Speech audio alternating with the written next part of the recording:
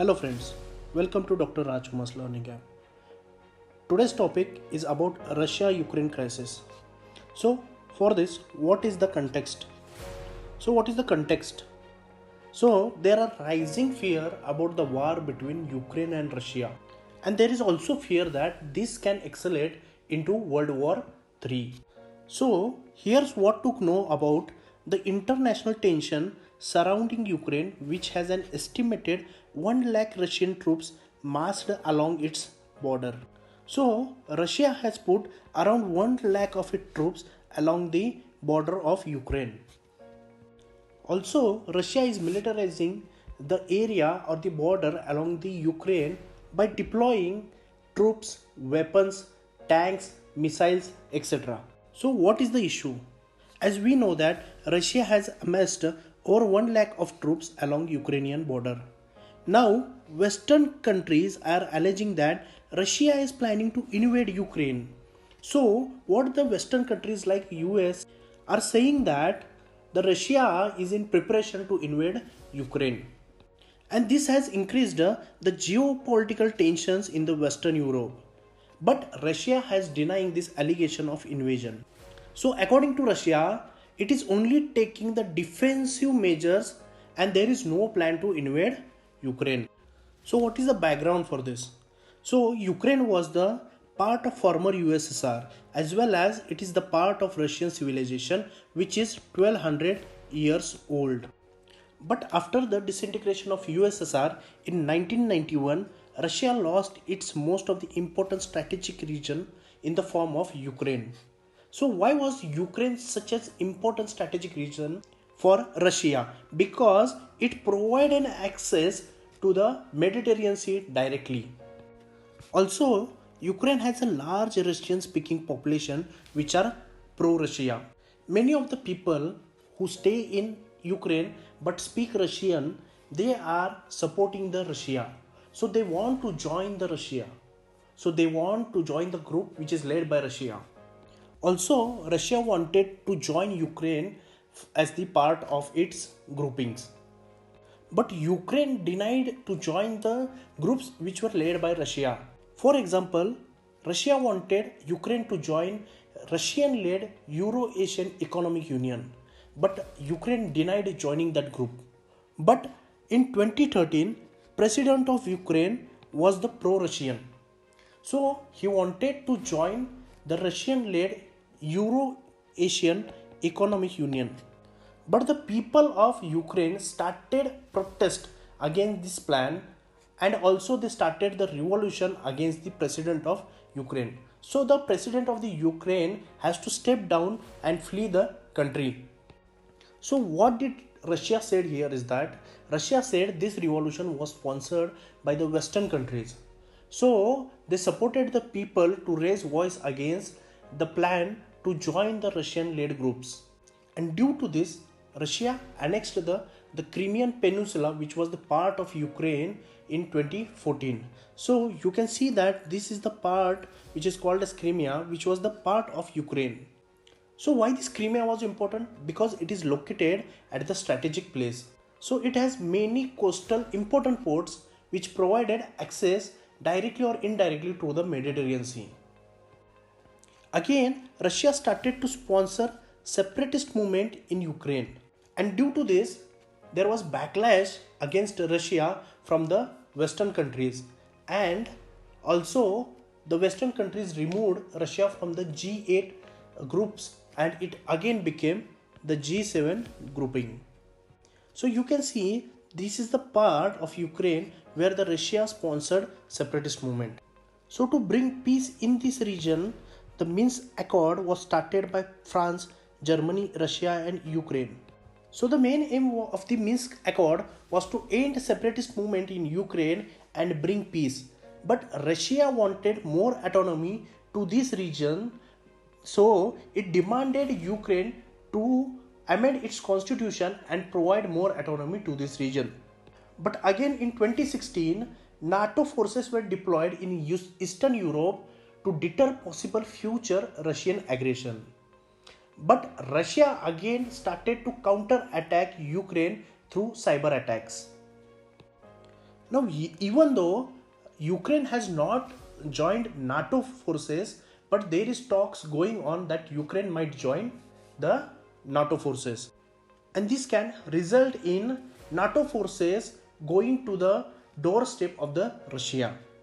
And also Ukraine is getting some support, some security and military assistance from USA as well as NATO. And also USA has came up with the CATSA Act, which has put sanctions on Russia. Also NATO military exercises are taken place with the Ukraine. So this was all about the background of the Ukraine and Russia, or the what is the relation between the Ukraine, Russia and the NATO forces. So why Russia is interested in Ukraine? First thing, Ukraine is an important for industries and factories like defense. So there are many defense establishments in the Ukraine. Also there are critical facilities like nuclear plants in Ukraine. So it also provides access to important ports which can give access to Russia to the Mediterranean Sea. And the another reason is that Ukraine is a well developed in agriculture, as well as it a big market for Russian goods. So that's why Russia is interested in Ukraine. But what are the other Russian motivations here? So Russia wanted the halt the eastward expansion of NATO. As we have seen that Ukraine is in talks with NATO to join the group. If the Ukraine joins NATO, the NATO forces will reach to the doorstep of Russia. It also wants to counter US's military presence in Eastern Europe. Now we have known that US is deploying its army, troops as well as missile in the Eastern Europe. So to counter this, Russia wants to invade Ukraine. Also, as I said earlier, that Ukraine has a good resources, big market for goods and is agriculturally and industrially well developed. Also, Russia wants Ukraine to join Eurasian Economic Union. So it can be a big strength for Russia to use Ukraine as a market to sell its products or the goods and services. So it can get access to a big market for its goods and services, as Russia is facing many economic hardships. As Russia is facing many economic hardships, Russian leadership want to divert this economic hardship issue towards the security issue. And so this can be one of the aim why Russia is aligning its troops along the Ukrainian border. So what exactly US and other European states that form NATO wants? What actually the European states and US are demanding from Russia? So they are saying that Russia should pull its troops back from the border. Also, they are demanding that Russia should stop the war games in neighboring countries like Belarus. So whatever the war game is being played by Russia in Belarus, that should be stopped as per the NATO forces. Also, the NATO forces want a written guarantee from Russia that it will not invade Ukraine. But Russia is not willing to give such an assurance. Why? Because NATO is also not giving any guarantee that Ukraine will not join NATO forces. So this is one of the reasons why Russia is not giving the guarantee to the NATO forces. Russia has said that it won't invade Ukraine in any future. But there is rising concern about the troops which are aligned to the border of the Ukraine. Now, what are the India's concern? So, there has been a world war like scenario in the Western European region. If Russia invades Ukraine, there can be a chance that the war can get accelerated into World War III. Now, there is an issue regarding the S-400 delivery. Now, India is in place to take the delivery of S-400 system, defense system from Russia, and it is expecting a US waiver from the CATSA for delivering of this S-400 defense system. But if Russia invades Ukraine, such an waiver is near to impossible for India. And thirdly, we have seen that US and other European countries, they are increasing their presence in the Indian Ocean region. So this was the move to suppress China. If there is war between Russia and Ukraine, these major global powers will put more focus on the Russia and Ukraine, and they will move their focus from China, and this is one of the concern for India. Also, this clash between Russia and Ukraine is bringing Russia and China closer. Fifthly, we know that Russia is a major exporter of oil and gas. If Russia invades Ukraine, then there will be a shortage of export of the oil and natural gas from Russia, and this can lead to increase in the oil prices across the world. Already the prices of the oil has reached near to $100 per barrel, and this is affecting India's economy. And again, if the war takes place, the prices of the oil prices will escalate further and it will worsen Indian economy further. And also there are many Indians in the Ukraine. So the security of the diaspora in Ukraine is one of the concern for India. So there are many of the industrialists, businessmen, also the medical students who are studying in Ukraine. So the security of the Indian diaspora is also a concern for India right now. So what right now India is demanding? India has called for a peaceful resolution through diplomatic efforts.